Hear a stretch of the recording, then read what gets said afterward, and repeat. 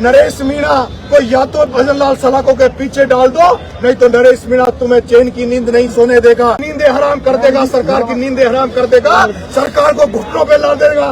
नरेश मीणा के रहते हुए किसी दलित आदिवासी पर इस राजस्थान में अत्याचार अब नरेश मीणा सहन नहीं करेगा। मैंने ये 15 दिन मेरा अनशन हो गया था। मेरे परिवार मेरे लोगों को थोड़ा ढीला 15 दिन अनशन को बहुत होता है। और उसके बाद सब लोगों ने ये आग्रह किया कि आप अनशन तोड़ दो। तब मैंने आग्रह किया कि मैं खाली हाथ अनशन नहीं तोड़ूंगा।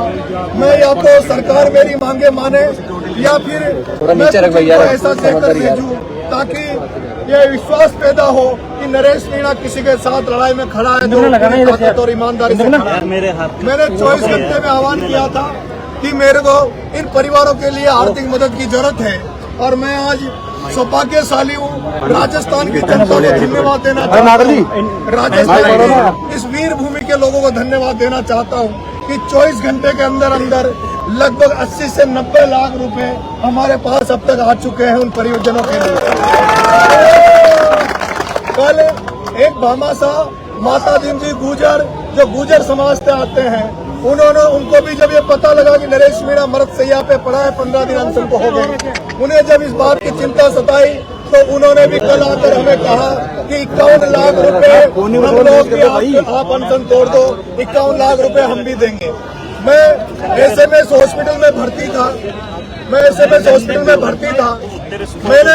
मेरे पास कई बड़े लोगों के ऑफर आए, कई चाहते थे कि मैं अनशन उनके हाथ से तोड़ूं, लेकिन उसी हॉस्पिटल में SMS में एक ईमानदारी का प्रतीक राजनीति में आज अगर कोई सिद्धांत की राजनीति के रूप में बचा हुआ है, भरत सिंह कुंदनपुर उसी SMS में भर्ती थे। मैंने भरत सिंह जी कुंदनपुर ने भी कल मेरे से, जब मैं वहाँ हॉस्पिटल में उनसे 2 मिनट मिलने गया तो वो इमोशनल भावुक हो गए, रोने लग गए, हाथ जोड़ के मेरे से कहा, बेटे राजस्थान को तेरी जरूरत है, अनशन तोड़ ले।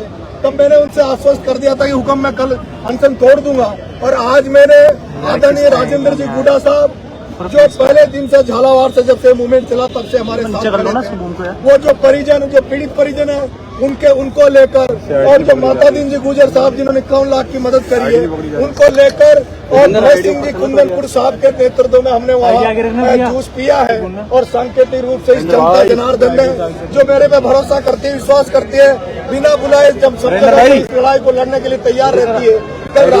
कल आपने देखा हुआ जयपुर में मैं SMS में पढ़ा था, लेकिन एक केवल फेसबुक पे पोस्ट पर किस तरह से मसाल जुलूस इन्होंने उन बच्चों की संवेदनाओं को व्यक्त करते हुए उनको सच्ची श्रद्धांजलि देते हुए मसाल जुलूस भी इन्होंने निकाला। तमाम राजस्थान के युवा साथियों को, लोगों को मैं धन्यवाद देना चाहता हूँ कि अगर आपका ये सहयोग बना रहा, इस तरह आपने मेरे पे विश्वास जताया, मैं आपका कभी भी मान कम नहीं होने दूंगा।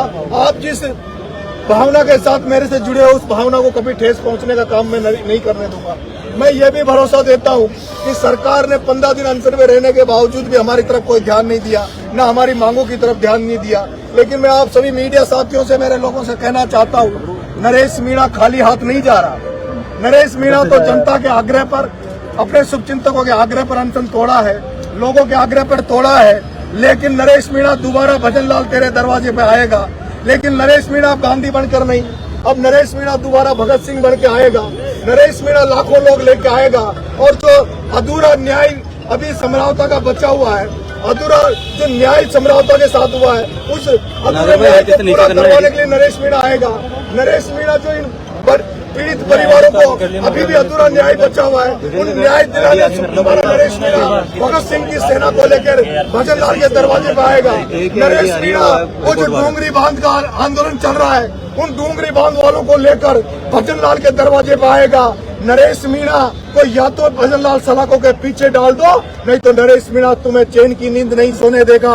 2.5 साल नरेश मीणा जिंदा रहा, नरेश मीणा सड़कों पर रहेगा, नरेश मीणा सड़कों पर रहेगा। नरेश मीणा 2.5 साल तक तुम्हारी नींदें हराम कर देगा, सरकार की नींदें हराम कर देगा, सरकार को घुटनों पे ला देगा। नरेश मीणा के रहते हुए किसी दलित आदिवासी पर इस राजस्थान में अत्याचार अब नरेश मीणा सहन नहीं करेगा। ये मैं आप सब लोगों से कहना चाहता हूँ। आप तमाम लोग पधारे, आपको उसके लिए बहुत बहुत धन्यवाद देना चाहता हूँ। आपने जिस तरह से मेरे इस आंदोलन में सहयोग किया, उससे भी आप सभी मीडिया साथियों को भी मैं तहे दिल से धन्यवाद देना चाहता हूँ। लेकिन ये लड़ाई अभी पूरी नहीं हुई है।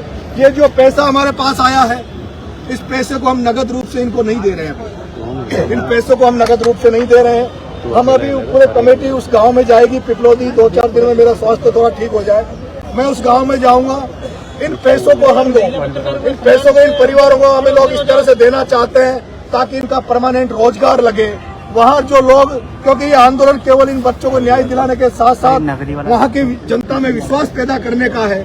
ये आंदोलन ऐसा था क्योंकि ये लोग भी उस समय यहाँ आने के लिए तैयार नहीं था। इन पर इतना दबाव रहता। मैं जिस क्षेत्र से आता हूँ, आरोपी से, वहाँ इतना डर और खौफ की राजनीति की जाती है। वहाँ नेता नहीं बोलते, वहाँ बड़े बड़े एमएलए एमपी नहीं बोलते, तो आमजन क्या बोले। वो आमजन में विश्वास जताने का मेरा ये आंदोलन था और मुझे विश्वास है, भरोसा है, राजस्थान की जनता जिस तरह से इन पीड़ित परिवारों के साथ आज खड़ी हुई है, वो हारोते के उन दबे कुचले लोगों में विश्वास जताएगी। उनके अंदर ये विश्वास भरेगी कि हम लोग अगर खड़े होंगे तो लोग हमारी मदद करेंगे, हमारे साथ लड़ेंगे। इसलिए ये लड़ाई उस एरिया में जागृति की है। मैं मीडिया साथियों आपसे कहना चाहता हूँ कि उदयपुर बांसवाड़ा के आदिवासी भाइयों को टीएसपी का एक अलग से वो कोटा दे रखा है। 12 बूंदी झालावाड़ में भी एक किशनगंज साबाद एक विधानसभा है, वहाँ 2 तहसीलों में शहरिया समाज को टीएसपी का इन्होंने वो दे रखा है। मैं चाहूंगा कोटा 12 बूंदी झालावाड़ में किशनगंज साबाद के अलावा भी जो शहरिया भाई हैं और जो भील समाज के भाई हैं जो एसटी में आते हैं, उन एसटी में आने वालों को भी सरकार टीएसपी में शामिल करे, क्योंकि इन कोटा 12 बूंदी झालावाड़ एरिया में एक भी भील समाज का व्यक्ति आपको नौकरी में नहीं मिलेगा, सरकारी कर्मचारी नहीं मिलेगा। इसलिए मेरा ये मिशन लंबा है।